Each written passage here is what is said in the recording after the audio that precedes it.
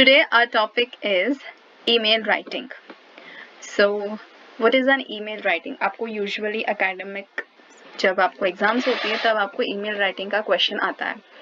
So how do you write and what is the way to write, the format with some example, वो हम आज ये video में देखेंगे.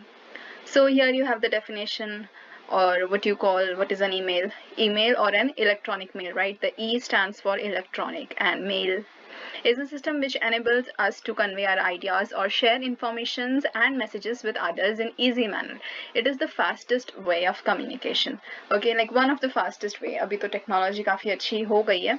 So we have many other ways also. But email जो होता है वो formal way में ज़्यादा use होता है, जहाँ पे हमें फॉर्मली हमारे बॉस या एम्प्लॉय या कोई भी किसी पर्सन से बात करनी हो, कोई इन्फॉर्मेशन शेयर करना हो, तो हम ईमेल यूज़ करते हैं. इनफॉर्मल वेज में भी यूज़ होता है. अगर उनके पास कोई और दूसरा कम्युनिकेशन नहीं है तो हम ईमेल भेजते हैं बात करने के लिए, राइट? सो या so it's that simple, and it's really fast. अगर आपके पास इंटरनेट कनेक्शन हो या वाईफाई, it's really fast.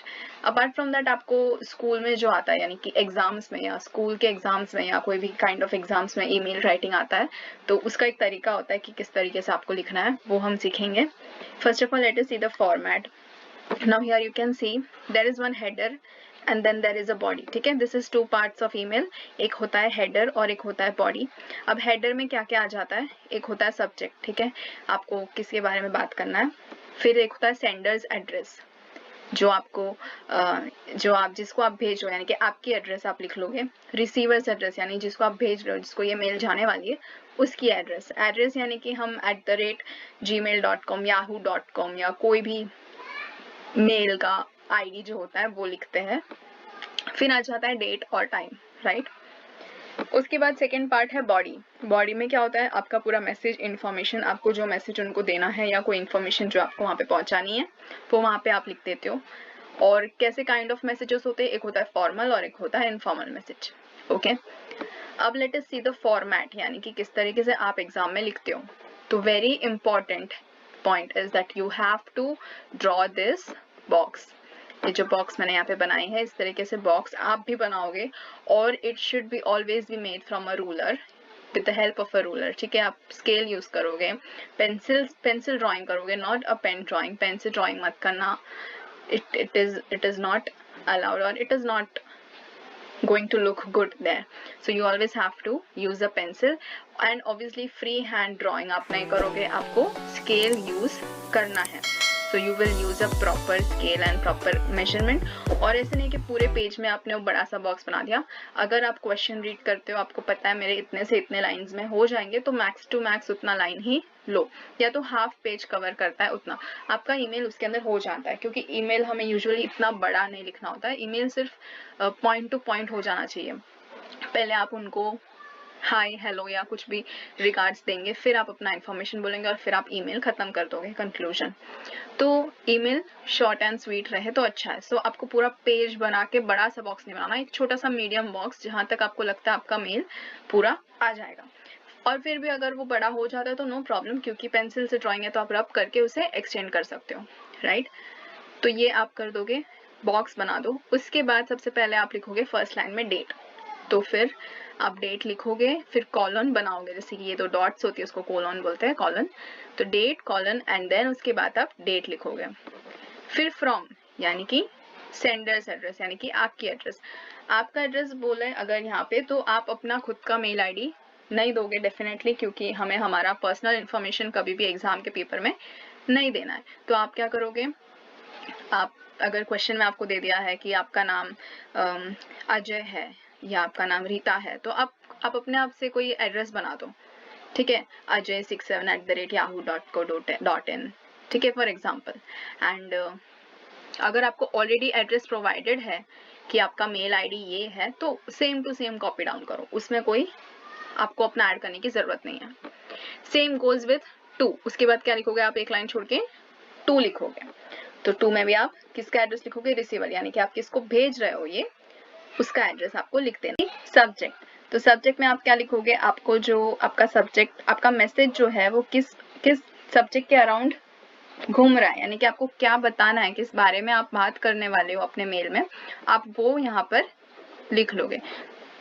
उसके बाद आता है सैल्यूटेशन, यानी कि आप स्टार्ट करते हो, अपना ईमेल स्टार्ट करोगे, उससे पहले आप उस इंसान को हाय हेलो, जैसे हम किसी को मिलते हैं तो सबसे पहले हाय हेलो या अपना कोई भी हम ग्रीट करते हैं उनको, तो उसी तरह से आपको सबसे पहले यहाँ पे डियर सर, डियर मैम या रिस्पेक्टेड सर, रिस्पेक्टेड मैम, ठीक है। फॉर्मल लेटर के लिए आप ऐसे यूज करोगे। अगर इनफॉर्मल है तो आप अपने फ्रेंड को लिख रहे हो या फैमिली मेंबर को लिख रहे हो, तो अगर फैमिली को मैं किसी को अगर बता रहे आपके बड़े भैया है, फादर है, मदर है, तो आप मम्मी पापा लिख सकते हो, ठीक है। अगर आपको भैया का नाम दिया हुआ है then you can take the name of that person, या तो अगर आप अपने फ्रेंड को लिख रहे हो, ठीक है, डियर अनन्या, ठीक है, डियर राज, और whatever you want to say, आप वहां पे उनका फर्स्ट नेम लिख सकते हो।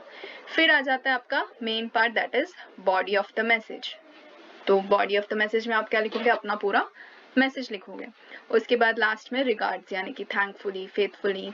फिर लव यानी कि आप किसी को अपने कोई भी इनफॉर्मल मेल लिखते हो, आप अपने फैमिली या फ्रेंड्स या किसी को लिख रहे हो, सो आप लास्ट में लव और फिर कॉमेंट करके आपके नीचे आप नाम लिख सकते हो, ठीक है। ये इनफॉर्मल मैसेज के लिए। तो ये है उसका फॉर्मेट, एंड फॉर्मेट के भी मार्क्स मिलते हैं, तो फॉर्मेट कभी भी आपका रॉन्ग नहीं होना चाहिए, तो फॉर्मेट आपको याद रखना बहुत जरूरी है। दूसरा इंपॉर्टेंट थिंग है कि आपको बॉक्स बनाना ही है, ये भी आप कभी नहीं भूलेंगे, आपको बॉक्स भी जरूर है बनाना। अगर बॉक्स नहीं बनाया तो भी आपके मार्क्स कट जाते हैं। So each and everything in it holds a mark for you, so you have to compulsory follow all the steps properly. Next let us see the structure, आप किस तरीके से पूरे मेल को प्रेजेंट करोगे।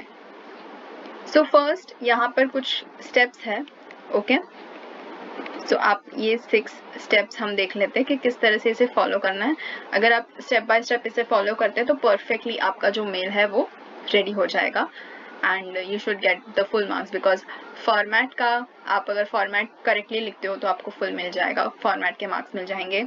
Then आप अगर जो बॉक्स बनाया, बॉक्स के मार्क्स मिल जाएंगे, एंड देन आप जो लिखते हो वो कितना परफेक्टली और कितना अच्छे से आपने पूरा मैसेज कन्वे किया है, उस बेस पे भी आपको मार्क्स मिल जाएंगे। तो अगर ये सारे एस्पेक्ट और ये सारे स्टेप्स आपके प्रॉपर है, then you will be getting full marks for the mail. Okay, so let us see these 6 steps. First is subject, ठीक है। जो सब्जेक्ट हम जब स्टार्टिंग में जहाँ पे हमने देखा था बॉक्स में, ठीक है, यहाँ पर आपने देखा था सब्जेक्ट, तो सब्जेक्ट में आप लिख लेते हो कि आप किस बारे में बात करने वाले हो, ओके। तो सब should be brief and to the point. Subject में आप पूरी बात तो नहीं बताओगे, आपको सिर्फ वहाँ पे टॉपिक लिख देना है कि आप किस बारे में बात करने वाले हो, तो एकदम छोटा होना चाहिए और अप टू द पॉइंट होना चाहिए। Give a clue to the content, message, information. और सब्जेक्ट जब आप लिखते हो तो आप ध्यान रखना कि आप जो जिसके बारे में बात करने वाले हो उसकी कोई ना कोई हिंट या क्लू उस सब्जेक्ट में होना चाहिए, okay. doesn't needs to be a one complete sentence, और आप वहाँ पे आप जरूरत नहीं है कि आप सब्जेक्ट लिख रहे हो तो आपको पूरा कंप्लीट एक सेंटेंस लिखना है। आप एक छोटा सा टॉपिक लिख सकते हो, जैसे आप कोई भी स्टोरी राइटिंग करते हो या कोई भी आर्टिकल लिखते हो तो पहले एक टॉपिक होता है वो चीज का, तो टॉपिक में पूरा सेंटेंसेस कभी नहीं होता, कभी वो टॉपिक 2 वर्ड का होता है, 3 वर्ड का होता है, ठीक है, डिपेंड्स आपको कितना वर्ड वहाँ पे यूज करना है। जरूरी नहीं कि पूरा एक सेंटेंस लिखना है, ठीक है, जरूरी नहीं है, लेकिन अगर आप चाहते हो तो आप लिख भी सकते हो, there is no harm in it.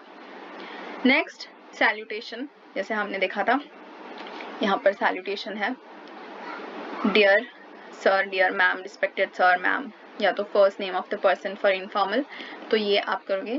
तो ये मैंने यहाँ पे लिखा है कि dear sir, ma'am, respected sir, respected ma'am, या तो जो अगर इनफॉर्मल है तो आप लिखोगे जो भी उनका नाम है वो आप लिख लोगे। थर्ड है ओपनिंग स्टेटमेंट।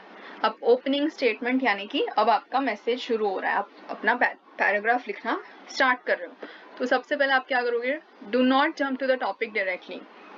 कभी भी डायरेक्ट शुरू करते ही आप टॉपिक के बारे में मत बोलो। आप किसी से मिलते हो तो do you start talking directly to someone about some particular topic, पहले आप उनसे पूछते हो कैसे हो, क्या कर रहे हो, ठीक है, आजकल कैसा चल रहा है लाइफ, ये इनफॉर्मल चैटिंग की बात हो गई। इवन इफ अगर हम अपने कोई बॉस से या किसी टीचर से, प्रिंसिपल से बात करें तो हम तुरंत ही ऑन टॉपिक नहीं आ जाते, अगर ऐसी कोई बात होती है तो हम पहले पोलाइटली एक कन्वर्सेशन स्टार्ट करते हैं, उसके बाद हम धीरे धीरे टॉपिक पर आते हैं। तो उसी तरीके से आपको डायरेक्टली टॉपिक पे जंप नहीं करना, डायरेक्टली ईमेल राइटिंग शुरू मत कर दो कि मुझे ये करना है, मेरे को ये काम है, मुझे ये हेल्प चाहिए। No, first start off with a polite sentence. Okay, तो यहाँ पे सेकंड पॉइंट है start politely. Open with a greeting और प्लेजेंट्री। ग्रीटिंग यानी कि हेलो हाउ आर यू, ठीक है। प्लेजेंट्री ऑल्सो, अच्छे से उनसे पहले तो पूछ लो कि आप कैसे हो, क्या कर रहे हो, ठीक है। फिर आप ऐसे भी लिख सकते हो, I hope you are doing fine. If you are replying to an old email, start with thank you, I received your mail or message. कभी कभी ऐसा होता है कि आपको किसी ने मेल भेजा है एंड देन आपको उसका रिप्लाई देना है, या तो क्वेश्चन में ऐसा होता है कि आपको आपके फ्रेंड ने ये मेल भेजा था, अब आपको उसका रिप्लाई देना है, या तो आपके बॉस ने ये काम दिया था आपको मेल के थ्रू, अब आप उनको ये काम अपना करके दे रहे हो, तो आप कैसे रिप्लाई करोगे? आप उनको बोलोगे कि हाँ मैंने आपका मेल रिसीव किया था, या तो मुझे आपका मैसेज मिला था इसलिए मैं आज ये मेल आपको लिख रहा हूँ या लिख रही हूँ। सो इसलिए आप पहले थैंक यू से स्टार्ट करोगे कि thank you, I received your mail और एड्रेस, मेल और message. Okay, then the fourth step is clarity and tone. So एकदम क्लियर होना चाहिए, क्योंकि आपको अपनी इंफॉर्मेशन क्लियरली वहां पे पहुंचाना है, क्योंकि मेल है। टेक्स्ट मैसेज में क्या होता है, वन बाय वन लिखते जाओ, फिर आप तुरंत उसको रिजॉल्व भी कर सकते हो, आप बता सकते हो अरे नहीं यहाँ पे एरर था। मेल क्या होता है, मेल एक फॉर्मल चीज हो जाती है, आप भेज देते हो एंड देन उनको रिसीव होता है, so it takes time, so you have to be clear and your tone should be a positive tone, a good tone. So when you are expecting a reply, mention it there. अगर आपको एक reply चाहिए आपके mail के लिए, response चाहिए, तो आप वहाँ पे क्लियरली मेंशन कर दीजिए। किस तरह से आप करोगे, यहाँ पे please let me know, waiting for your response, ठीक है। इस तरह से आप एंडिंग जब आप करते हो तब आप ये लिख सकते हो। तो वहाँ पे भी आपको अपना पोलाइटनेस दिखाना है, आपको पोलाइटली बोलना है, काइंडली बोलना है कि प्लीज लेट मी नो, ठीक है, सो एंड सो, आपको जो भी आपका जानना है आपको उनसे, या तो वेटिंग फॉर योर रिस्पॉन्स। इससे सामने वाले को पता चलेगा कि हाँ इसको मेरा रिस्पॉन्स का ज़रूरत है या मुझे इसको रिस्पॉन्ड करने की ज़रूरत है। When you want any help, use please और kindly। और अगर आपको किसी से कुछ मदद चाहिए या कोई चीज़ है आपको जो चाहिए, या आपको कुछ हेल्प चाहिए कोई भी प्रॉब्लम से, तो आप उससे बोलोगे, आप वहाँ पे प्लीज़ या kindly help me with this, please look into this matter, ठीक है, प्लीज टेक एन एक्शन, कुछ भी जहाँ पे आपको हेल्प चाहिए तो आप इस तरह से वर्ड यूज कर सकते हो। फिफ्थ स्टेप है पैराग्राफ। अब क्या होता है, जब आपको जितनी पैराग्राफ लिखनी है आप लिख सकते हो अकॉर्डिंग टू द मैसेज, यानी आपको कितना मैसेज लिखना है और किस तरह से लिखना है उस पर डिपेंड है। Give the main idea of the message in a separate paragraph. Okay, पहले तो हो जाता है आपका ग्रीटिंग वगैरह, आप काइंडली उनसे पूछ लेते हो कैसे हो क्या हो, उसके बाद आपके दूसरे पैराग्राफ में आपका शुरू होता है आपका मेन आइडिया, यानी कि आपका जो मैसेज है, आपको जो मैसेज देना है वो शुरू हो जाता है।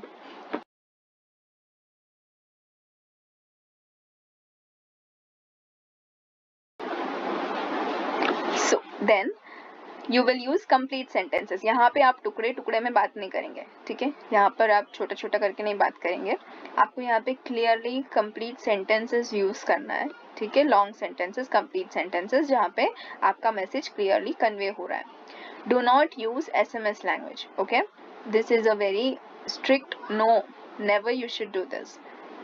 सो कभी भी शॉर्ट फॉर्म्स या शॉर्ट वर्ड्स यूज मत कीजिए, जैसे हम व्हाट्सएप या कोई भी इंस्टेंट टेक्स्ट मैसेजिंग करने के लिए हम जो लैंग्वेज यूज करते हैं वो मत यूज करना। अब CU लिखना है तो आप SEEYOU लिखेंगे, राइट, सिर्फ लेटर C एंड U मत लिखना, दैट इज रॉन्ग, आपको वहाँ पे रॉन्ग मिल जाएगा। फिर चाहे आपका पूरा फॉर्मेट सही हो, आपका पूरा लेटर अच्छा हो, लेकिन अगर आपने ऐसे ऐसे एरर्स किए तो उसके मार्क्स जरूर कटेंगे। So do not give away your marks just for silly mistakes. जैसे यहाँ पे मेंशन किया है यू फॉर यू, हम अभी टेक्स्ट मैसेज करते हैं देन इट इज ओके कि हम यू यूज करते हैं सिर्फ, क्योंकि हमें फास्ट टेक्सटिंग की आदत है, बट ईमेल में you wouldn't do that, you always have to write the whole sentences and whole words, तो यू लिखोगे, right. Do not use bold letters, ठीक है, जैसे एकदम बोल्ड हम डार्क बोल्ड करके लिखते हैं उस तरीके से आपको नहीं लिखना है, क्योंकि जब हम बोल्ड में लिखते हैं या पूरा ऐसे कैपिटल, जैसे ये जो यहाँ पे जो मैंने फॉन्ट यूज किया है, इस तरीके से अगर आप मेल में या मैसेज में किसी को लिखते हो तो वो थोड़ा रूड सुनाई देता है, ठीक है, क्योंकि ऐसे आप तब यूज करते हो जब आपको कुछ बहुत एंग्रीली आपको एक्सप्रेस करना है या आपको कुछ ऑर्डर देना है, आप काफी सीरियस हो इस बात को लेकर, तो नहीं, आप ईमेल में इस तरह से लैंग्वेज यूज नहीं करोगे, वहाँ पे आपको काफी पोलाइट रहना है, आपको शांति से बात करनी है, कुछ भी मैटर हो तो आप बोल्ड लेटर्स या ऐसे बड़े बड़े लेटर्स यूज नहीं करोगे, सिंपल नॉर्मल स्मॉल लेटर्स, जहाँ पे बड़े लेटर्स चाहिए कैपिटल से शुरू करोगे, फिर स्मॉल लेटर्स कंटिन्यू करोगे। देन आ जाता है sixth step, that is complimentary close, यानी कि आपको क्लोजिंग करना होता है आपके सब्जेक्ट का, तो लास्ट में आप रिगार्ड्स दोगे, उसमें आप warm regards, thanks and regards, ठीक है, ये आप फॉर्मल लेटर में लिख सकते हो। लव, अगेन आप मतलब पूरा लेटर लिखने के बाद अगर इनफॉर्मल है, ठीक है, पापा को, भाई को, बहन को, मम्मी को, या कोई फैमिली मेंबर को, या फ्रेंड को, बेस्ट फ्रेंड को लिख रहे हो, तो आप लव लिखने के बाद कॉमा डाल के अपना नाम लिख सकते हो। बाय, सी यू, अगेन ये सब बाय, सी यू आप अपने प्रिंसिपल, टीचर या सर या बॉस, इनको किसी को नहीं लिखोगे, राइट, बाय, सी यू, मिलते हैं, ऐसा हम उनको नहीं बोलते, उनको हम खाली ये बोलते हैं regards, warm regards, thanks and regards, ठीक है, ये सब चीजें आप उनके लिए लिख सकते हो। इनफॉर्मल में आप ऐसे कुछ लिख सकते हो, बाय, सी यू सून, ठीक है, so you can express your feelings towards them.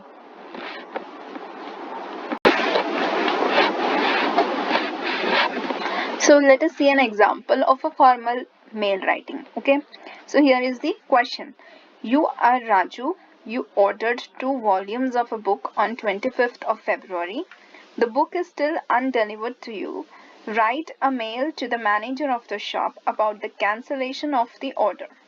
Right, तो यहाँ पर एकदम क्लियरली आपको क्वेश्चन दिया हुआ है, यू आर राजू, यानी कि आपको अपना नाम पता चल गया कि आपको राजू है। तो ध्यान रखना जब आप एड्रेस लिखोगे तो जो नाम है उसी के अराउंड पे आप लिखोगे। आपको यहाँ पर मेल एड्रेस किसी का नहीं दिया है, ना रिसीवर का ना सेंडर का, तो आपको खुद से ही मेल एड्रेस बनाना है, वो आप कुछ भी रैंडम बना सकते हो। फिर आपको बोला है कि you order 2 volumes of a book on 25th of February, तो यहाँ पे बात हो रही है बुक की, ठीक है, नॉवेल्स या बुक्स जो आपने खरीदी होंगी कहीं से, तो आपने 25th को 2 बुक्स की ऑर्डर दी थी, 25th फरवरी, ठीक है, डेट वगैरह सब ध्यान से देख लेना। The books are still undelivered to you, तो जो बुक है वो अभी तक आपको पहुंची नहीं है, आपको पहुंच जानी चाहिए थी बट अभी तक स्टिल पहुंची नहीं है। Write a mail to the manager of the shop about the cancellation of the order, तो अब आपको मेल ड्राफ्ट करना है, किसे लिखना है क्लियरली यहाँ पे पता है, मैनेजर ऑफ द शॉप, ठीक है। Again manager of the shop का यहाँ पे आपको नाम नहीं दिया है, सिर्फ आपको उसकी डेजिग्नेशन दी है, तो आप उस तरीके से ड्राफ्ट करोगे और आपको उसे क्या मैसेज पहुंचाना है कि आपको बुक्स अभी तक डिलीवर नहीं हुई है तो आपने कैंसिल कर दिया। तो आप इसे डायरेक्टली मत शुरू कर देना कि ओके मुझे बुक्स नहीं मिली है ना, चलो कैंसिल कर दो, ठीक है, थोड़ा एक पोलाइट वे में अच्छे से कि आपने क्यों कैंसिल करी, या आपने कहीं और से खरीद ली, या आपको अब नहीं चाहिए, ठीक है, और फिर आप उनसे पूछोगे कि आप किस तरह से कैंसिल करोगे, उसकी प्रोसीजर क्या है, स्टेप्स क्या है। तो यहाँ पर ये ड्राफ्ट किया हुआ मेल है, देखो, फ्रॉम राजू m24@yahoo.com, यानी यहाँ पर तो आप अपना रैंडमली कुछ भी बना सकते हो, आपकी इच्छा, आपको जिस तरह से एड्रेस बनानी हो आप बना सकते हो। देन उसने यहाँ पे लिखा है टू मैनेजर KK bookshop@yahoo.com, ठीक है, तो ये भी आप कुछ भी बना सकते हो। उसके बाद सब्जेक्ट कैंसिल द ऑर्डर, ठीक है, यहाँ पे जैसे मैंने बोला ये फुल सेंटेंसेस नहीं है, जस्ट 2 वर्ड्स, लेकिन साथ में उसने वो 2 वर्ड में अपना पूरा मैसेज का एक हिंट भी दे दिया है, राइट, जैसे हमने बोला था पहले कि आपको अपने सब्जेक्ट में हिंट भी दे देना है आपके मैसेज का, तो यहाँ पर हिंट भी दे दिया है कि उसे ऑर्डर कैंसिल करना है, प्लस उसका सब्जेक्ट का टॉपिक भी आ गया 2 वर्ड्स में, तो यहाँ पे पूरी सेंटेंसेस भी उसको लिखने की जरूरत नहीं पड़ी। फिर डियर मिस्टर शंकर, तो अब यहाँ पे उसने खुद से कर लिया, क्यों यहाँ पे तो कोई नाम दिया नहीं है, तो आप अगर चाहे तो आप नाम लिख भी सकते हो, ठीक है, नहीं चाहिए तो to the manager of the book shop, या जो भी बुक शॉप का नाम आपको अज्यूम करना है वो आप कर सकते हो। यहाँ पर डियर मिस्टर शंकर लिखा है, I had ordered 2 volumes of a book on 25th February which were suppose to be delivered within a week, तो यहाँ पर उसने अपना पहले तो बता दिया कि मैंने 2 वॉल्यूम आपके बुक स्टोर से 2 वॉल्यूम खरीदी थी एक बुक की 25th फरवरी को, जो एक हफ्ते में डिलीवर हो जानी चाहिए थी। 2 months have gone and in spite of many reminders to you the required books have not been delivered till date, तो आप देख रहे हो इसने किस तरीके से पूरा मेल ड्राफ्ट किया है, यानी कि जो 2 महीने अब तक बीत चुकी है और मैंने काफी बार आपको रिमाइंडर्स दे दिया है कि मुझे बुक नहीं रिसीव हुआ, अभी तक फिर भी मुझे बुक नहीं मिली है, तो यानी यहाँ पर पूरे मेल में पूरा प्रॉब्लम बताया है, उनको क्लियरली बता दिया है कि ऐसे ऐसे प्रॉब्लम्स फेस हो रहा था. In the meantime, I have managed to get the books from another shop as I required them urgently. और साथ में बता दिया कि मैंने वो जो बुक्स है वो ऑलरेडी खरीद ली है क्योंकि मुझे वो अर्जेंटली चाहिए थी. I therefore request you to cancel my order as I do not need them anymore. और फिर वहाँ यहाँ पे लिखा है कि इसलिए मैं चाहता हूँ कि आप मेरा ऑर्डर जो है वो कैंसिल कर दीजिए क्योंकि मुझे वो ऑलरेडी मिल चुका है. Please make the necessary arrangement to cancel the order as soon as possible. तो can if you see the way this mail has been drafted, like पहले उन्होंने बता दिया कि मैंने ऑर्डर दी थी, मुझे ऑर्डर नहीं मिली टाइम पे तो मैंने कहीं और से खरीदी तो मुझे अब कैंसिल करना है.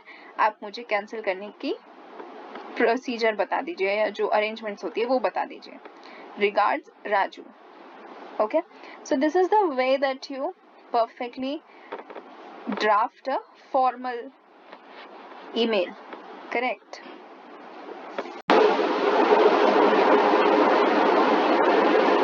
Let us see another example of an informal email.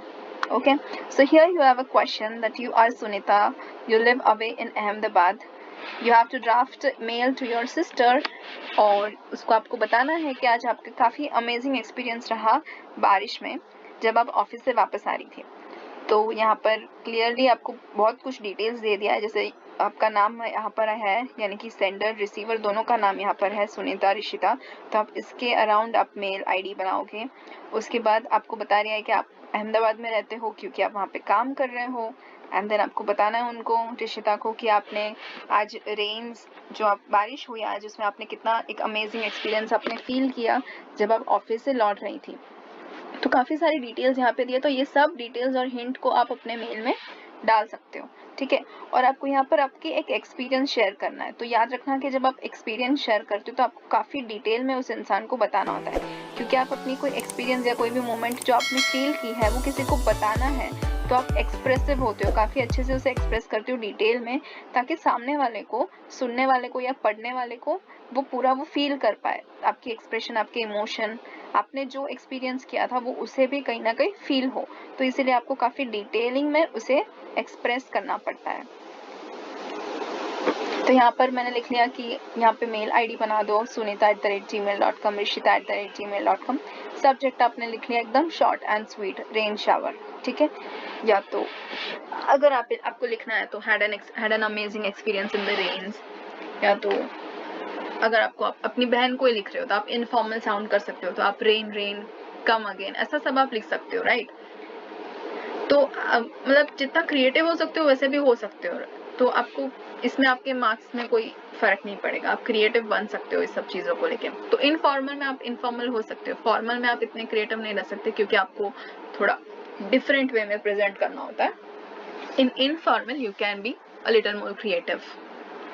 सो यहाँ उसने काफ़ी कैजुअली स्टार्ट किया, हाय ऋषिता दीदी. ठीक है, जैसे आप अपने फ्रेंड या अपनी बहन से बात कर सकते हो.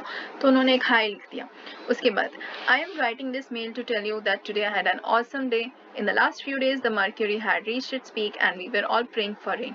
सो इसने यहाँ पे स्टार्ट किया कि मैं आपको ये मेल इसलिए लिख रही हूँ क्योंकि मेरा काफ़ी बढ़िया दिन गया था, बहुत ऑसम दिन था. और कुछ आखिरी दिनों में क्या हुआ था, the mercury had reached its peak. अब mercury had reached its peak मतलब बहुत गर्मी हो गई थी. ठीक है, मर्क्यूरी को हम सिंबलाइज करते हैं गर्मी से क्योंकि वहाँ पे गर्मी बहुत होती है. So that's why we say that the mercury यानी कि जो टेम्परेचर था, ठीक है, वो काफ़ी राइज हो गया था, बहुत ज़्यादा गर्मी हो गई थी. और हम सब प्रेयर कर रहे थे कि यहाँ पर रेन गिरे. Only rain could give us some respite. Every time we went out for some work, we came home exhausted. God has finally listened to our prayer today. तो अब वो बोल रही कि हम लोग सब प्रेयर कर रहे थे कि रेन हो एंड हम लोग जब वापस आते थे काम से तो काफ़ी एग्जॉस्ट हो जाते थे, यानी कि बहुत गर्मी थी, थकान हो जाती थी बहुत ज़्यादा. और अब मुझे लग रहा है कि गॉड ने हमारा जो प्रेयर है वो फाइनली सुन लिया.